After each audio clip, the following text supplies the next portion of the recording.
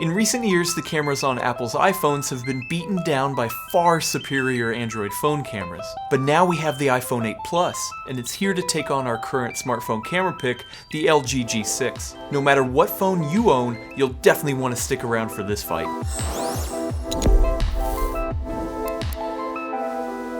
Let's quickly go over some specs before we get to the test results. The iPhone 8 Plus features a dual lens setup, one normal lens and one telephoto. Apple has improved the internals with new sensors, new lens color filters, and a proprietary image signal processor, or ISP. The LG G6 also has a dual lens camera system, but it's a normal lens paired with a super wide lens. The hardware inside is mostly off the shelf, but where LG really shines is in its post-processing and feature-rich camera app. For this camera showdown, I'm going to focus mostly on the results from the main cameras for both phones. And I'll use them the way most people do, straight out of the pocket, with the stock camera app and HDR set to auto. Our testing results are broken into 4 sections: color, clarity, exposure, and user experience. And for this shootout, we hired the beautiful model Valeria to help us with real-world testing. Now on to the results. The first category is color, and I'm looking for accurate color balance along with the reproduction of natural skin tones. And I have to be honest, I've never seen a smartphone deliver such true-to-life colors like the iPhone 8 Plus does. Like I mentioned earlier, Apple added a new filter to the lenses that help with this accuracy, but I imagine most of their strength comes from their ISP. In past shootouts, I've dinged Apple heavily in the color category, but they're now back with a vengeance and the G6 just can't keep up. No matter what lighting scenario I threw at it, the 8 Plus performed more like a DSLR than a smartphone. This category was a blowout and easily goes to the iPhone 8 Plus. Next, we'll go over clarity, and these results are a bit more nuanced. Here I'm looking at the sharpness of each image and how each camera decides to maintain a clear photo across multiple lighting scenarios. In brightly lit scenes, both phones hold their own. The G6 has a slight edge in wide shots, as you can see here in the distance. The G6 was also sharper in most close range and macro situations as well. But at normal shooting distances, the iPhone 8 Plus was noticeably better. And these are the distances that regular people use the most, so it makes sense that this is where the iPhone has its sweet spot. Check out some low light scenes and it's more of a toss-up. You can see slightly more sharpening in post on the iPhone, but not enough to tip the scales. It really came down to autofocus in these situations, and that's where the iPhone had a clear advantage. The G6 is no slouch, but the 8 Plus was just plain faster and more accurate, which is super important. So with that said, I'm gonna have to give the clarity category to the iPhone 8 Plus.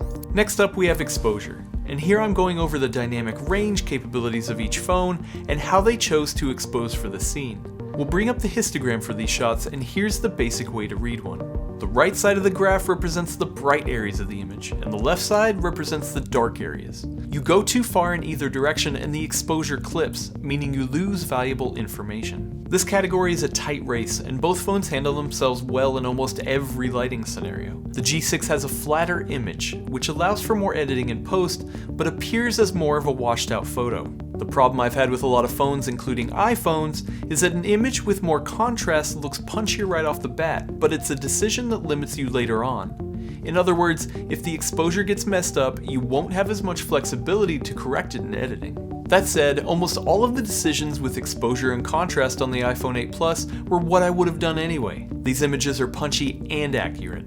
The G6 is accurate as well, and allows for more flexibility in post. So at this point, it comes down to personal preference. Would you like a photo that looks great with no editing, or a flatter image that gives you more flexibility to edit the way you want? I have to call this category a tie. The last category is user experience, because even if the camera is amazing, it's not worth using if the experience is horrible. The G6 has advantages like being able to launch the camera with a quick button press, and there's a robust manual mode. There are also more interesting features to play with on the G6, like pop-out, which uses both cameras to stitch together a unique photo. The iPhone, on the other hand, is snappy, straightforward, and easy to use. Autofocus performance is also speedier on the iPhone, especially in low light. The biggest difference between using both phones is their second cameras. The iPhone uses a telephoto lens that gives you an effective 2x zoom, which is good for capturing far-off subjects. But Apple's portrait mode offered even more value from the telephoto lens. It uses the 2-lens system to gather depth information and introduces blur into the scene, providing stunning results. On the LG side, we have a second lens with a super wide field of view, allowing more of a scene to fit into the shot. As awesome as portrait mode is, especially when shooting with a model, I just found myself having way more of a need for the super wide lens during day-to-day use. These features really boil down to personal preference though. I'm only going to give the slight edge to the LG G6 in this category, mainly on the strength of its camera app features. You can just simply do more with LG's camera. From its manual mode, to pop out, to raw photo support, there is plenty to have fun with. Well, after 4 categories, we have a clear winner. Apple's iPhone 8 Plus. The LG G6 took down some awesome phones this year, and it's been great. But after a couple years of lackluster results, Apple has finally stepped up to the plate and created a truly stunning camera system. Photos shot with the iPhone 8 Plus have the most accurate colors I've seen in a smartphone camera. The accuracy approaches DSLR levels even in low light. I believe the strength of this new system lies within the new ISP, and if this phone is any indication, we should see even better results coming from Apple's upcoming iPhone 10. Are you impressed with the new iPhone, or are you waiting for the next Pixel? Let us know in the comments below, and be sure to subscribe for more camera battles like this one.